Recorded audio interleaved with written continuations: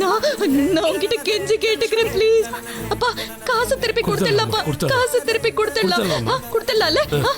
கொடுத்துடலாம் ரம்யா. என் புருஷனை கொடுத்துரு Ramya. Please Ramya, please please. முடியாது ஈஸ்வரி, முடியாது.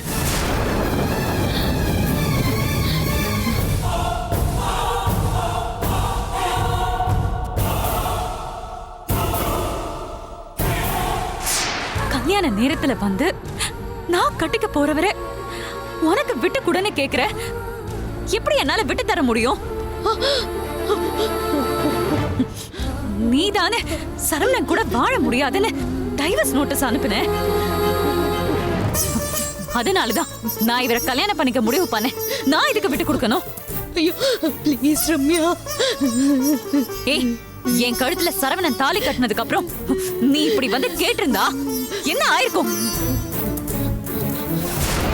அத்தனை தடவை சொன்னேன் சரவணனை மிஸ் பண்ணாத, இவன மாதிரி வாழ்க்கை துணை கிடைக்காதுன்னு.